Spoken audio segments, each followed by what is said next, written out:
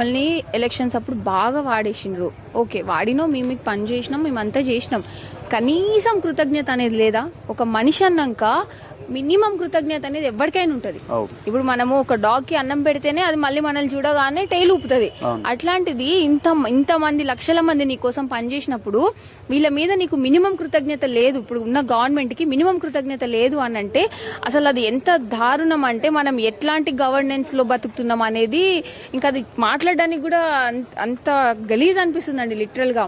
ఇంత మంది రోడ్ల మీదకి వస్తే ఇప్పుడు అందరి ముందు నేనున్నా, కాదని నేను అనను, ఉన్న నన్నే ఇంత దారుణంగా ట్రోల్ చేస్తున్నావు అంటే నన్ను ఇట్లా చేస్తున్నారు, నన్ను ఇట్లా తగ్గిచ్చేస్తే నన్ను చూసి ఇంకెవడు ముందుకు రాకూడదనా? అదే కదా మీ ప్లాన్. ఇప్పుడు మీకు అంత చిత్తశుద్ధి ఉంటే నిజంగానే మీరు ఏం చేసేవాళ్ళు, మా ఇష్యూని సాల్వ్ చేసేవాళ్ళు. అది సాల్వ్ చేయడం పక్కన పెట్టి ఒక మనిషి మీద ఫోకస్ చేసి 2-3 మనుషులు వీళ్ళు పెయిడ్ ఆర్టిస్టులు అని చెప్పి ఇష్యూని అనగదొక్కడానికి చూస్తున్నారు తప్ప సమస్యని పరిష్కరించాలనే ఉద్దేశం మీకు లేనట్టయితే మాకు అనిపిస్తుంది. అవును, నిన్న మీడియాలో ఇచ్చారు రేవంత్ రెడ్డి గారు, ఏది క్లారిటీ లేదు, మినిమం క్లారిటీ లేదు అసలు.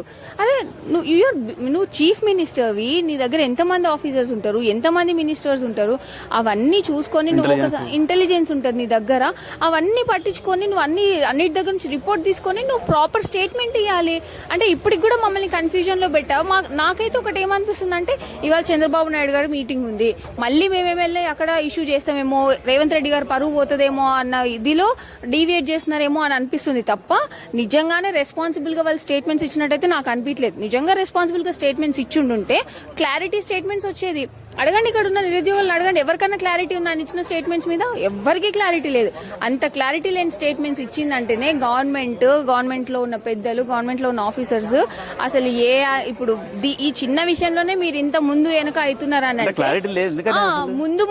ముందున్న 4 సంవత్సరాలు ఇంకెన్ని చుక్కలు చూడాలి జనాలు? పట్టపగలు చుక్కలు చూపిస్తుంది గవర్నమెంట్ ముందు. ఇంత క్లారిటీ, చిన్న విషయంలో క్లారిటీతో నువ్వు ముందుకు పోలేనప్పుడు వేరే పెద్ద విషయాల్లో నువ్వేం క్లారిటీ తీసుకుంటావు?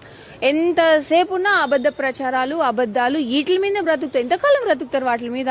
సంవత్సరం, 2 సంవత్సరాలు. ఎప్పటికైనా నువ్వు మళ్ళీ ఎలక్షన్స్ కి రావాల్సిందే కదా, ఎలక్షన్స్ అప్పుడు మా ముందు నిలబడాల్సిందే కదా. అప్పుడు మా కంటి ముందు ఇవన్నీ కనపడవా? నువ్వు మాకు చేసిన మోసాలని మేము మర్చిపోతాం అనుకుంటున్నావు? సరే, మాకు ఏజ్ పెరుగుతుంది, ఇంకో 5 సంవత్సరాలు ఎంత మర్చిపోదామన్నా మర్చిపోలేనంత మోసం చేసింది గవర్నమెంట్. సరే, ఇప్పటికైనా మేము ఒక ఆశతో ఉన్నాం, ఇస్తుంది అన్న ఆశతోనే ఉన్నాం. బట్ చూస్తాం, ఇవ్వకపోతే మాత్రం ఇంకా వాళ్ళని ఏమనడానికి కూడా మాటలు లేవు తెలుగులో.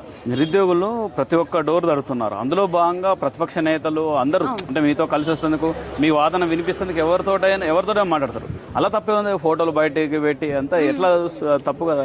అదంతా ఏం లేదండి, నాకు ఒకటే కనిపిస్తుంది, ఏదో ఎవరో ఒకరి మీద బట్టగాల్చి మీదేస్తే మిగిలిన వాళ్ళందరూ కామ్గుంటారు అనేది అనిపిస్తుంది. కానీ ఇవాళ నన్ను ఒక్కడివన్నా నువ్వు ఫీల్ అవుతున్నావు, నాతో పాటు అందరం మేమందరం కలిసి నడిచిన నా ఫెలో ఆస్పిరెంట్స్ వీళ్ళందరూ ఉంటారు. వాళ్ళందరూ నన్నట్టే నువ్వు ఈ రోజు. నేను నిజంగానే పైసలు తీసుకొని నిజంగానే నేను పెయిడ్ ఆర్టిస్ట్ అయితే వాళ్ళందరూ నాన్నట్టు, కానీ నేను తీసుకోలేదు. నేను నిజాయితీగా పనిచేసిన, నిజాయితీగా నా రైట్స్ కోసం నేను పోరాటం చేస్తున్నా. నా రైట్ కోసం ఫైట్ చేయడం ఇట్స్ మై డ్యూటీ. నాతో పాటు ఎవరికి ఇవ్వాలి వాళ్ళ డ్యూటీ అని ఫీల్ అయినరు కాబట్టి వచ్చిండ్రు. నా ఒక్క మాట బేస్ చేసుకొని ఎవరు రాలేదు. వాళ్ళకి కడుపు మండి, వాళ్ళకి అన్యాయం జరుగుతుందని ఫీల్ అయినరు కాబట్టి వచ్చిండ్రు. ఇంతమందిని ఇప్పుడు నువ్వు నన్నంటే ఇంతమంది నన్నట్టే కదా, ఎక్కడికక్కడ పోలీసులను పెట్టి నిర్బంధించినావు కదా. ఏం సాధించినావు నువ్వు? ఫైనల్ గా ఏం సాధించినావు? ఇప్పుడు నీ మీద ఉన్న కోపం మాకు పోతుందా? పోదు కదా. నువ్వు ఏం చేయాలి? నీ మీద ఉన్న కోపం పోవడానికి ఏం చేయాలనేది ఆలోచించాలి. అట్లా కాకుండా నేను పట్టుకున్న కుందేలకి 3 కాళ్ళు, ఎంతసేపు ఉన్న లీగల్ ఇష్యూస్ ఇవే అని మాట్లాడుతున్నావు. కానీ నోటిఫికేషన్ లోనే మెన్షన్ చేసినావు కదా, నువ్వు మెన్షన్ చేసి ఉంది ఎగ్జామ్ డేట్ కంటే ముందు వరకు నువ్వు ఎప్పుడైనా ఏమైనా చేంజ్ చేయొచ్చు అని ఉంది. అది చదువు రాదా? ఇంగ్లీష్ చదవడానికి రాదా మీకు? ఆడ చదువు కనిపిస్తుంది కదా, లేకపోతే చెప్పురు, మమ్మల్ని విలువండి, మేము ఎక్స్ప్లెయిన్ చేస్తాం. అది ఉండదు, ఇది ఉండదు. ఎవరో 2-3 తోతుల్ని అసలు ఏం సబ్జెక్ట్ లేని వాళ్ళని తీసుకుపోయి వాళ్ళని ముందేసి ఇంకా వాళ్ళు చెప్పిందే వేదం అని అంటే మరి ఇంతమంది ఇప్పుడు వాళ్ళు బాగానే ఉన్నారు, పవర్ ఉంది, అంత బాగానే. మరి మేమేమవ్వాలి? మాకు బాధ అవుతుంది. మేము మోసపోయినాం. మాకు ఇవ్వండి, పోస్టులు ఇవ్వండి. నువ్వు 2-3 వేల పోస్టులు ఇవ్వనికనే ముందు వెనక ఆడుతున్నావు. ఇంకా 2 లక్షలు అయినట్టు నింపేది నువ్వు ఇక నిన్ను ఇదే చేయలేనోడు. ఇంకా జాబ్ క్యాలెండర్ ఇచ్చి 2 లక్షలు నింపుతావు అంటే ఇక మేము నమ్మాలి. 100% మిస్గైడ్ చేస్తున్నారండి.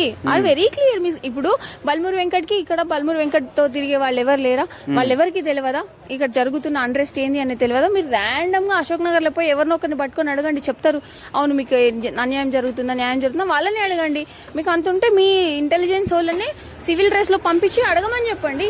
తెలుస్తుంది కదా మీకు. అట్లా కూడా ఎంతసేపు కొంతమంది అని చెప్పి కొంతమంది మీద మీరు ముద్ర వేయడం తప్ప ఆ మినిమం ఇంటెలిజెన్స్ రిపోర్ట్ తెప్పించుకోకుండా అంతెందుకు. బల్మూర్ వెంకట్ నేను అంటా, మొన్న గాంధీ హాస్పిటల్లో నువ్వు చూడలేదా? ఆ నైట్ వర్షం వస్తుంటే అంతమంది ఎందుకు వచ్చిరు? నువ్వేమన్నా సెలబ్రిటీ అని చూడనీకి వచ్చిరా? కాదు కదా. అందరికి ఇబ్బంది అయింది, అన్యాయం జరిగిందనే కదా వచ్చింది. మళ్ళీ నువ్వు వెంకటూరు నుంచి దొడ్డిదారిన పారిపోయినోడివి. ఎందుకు పారిపోయినావు? నువ్వు కరెక్ట్ చేసినావు కదా, డిమాండ్లన్నీ పట్టించుకున్నావు కదా, ఎందుకు పారిపోయినావు? మమ్మల్ని ఎందుకు ఫేస్ చేయలేకపోయినావు? అంటే నువ్వు తప్పు చేసినట్టే కదా, ఒప్పుకున్నావు కదా ఇండియా ఇంకా నువ్వు తప్పు చేసినా అని. ఇంకా కూడా నువ్వు రియలైజ్ కాకుండా ఇంకా అట్లనే ఈగోకి పోతున్నారండి ఇందులో. పక్కన బల్మూర్ వెంకట్ ఈగోకి పోతున్నాడు ఇందులో. ఎందుకంత ఈగోకి పోవాల్సిన అవసరం ఏముంది? నీకేమొస్తుంది ఈగోకి పోతే? చెప్పు, మాతో పెట్టుకుంటే నీకేమొస్తుంది? లక్షల మంది జీవితాలు, ఇంతమంది జీవితాలతో ఆడుకుంటే మా ఉసురు తగులుతుంది తప్ప నీకేం రాదు పర్సనల్ గా. ఇప్పుడు నీకు పదవి ఉందని చెప్పి నీకు అహంకారం పెరిగి ఉండొచ్చు, పెంచుకో, నువ్వు అహంకారం ఎంతైనా పెంచుకో.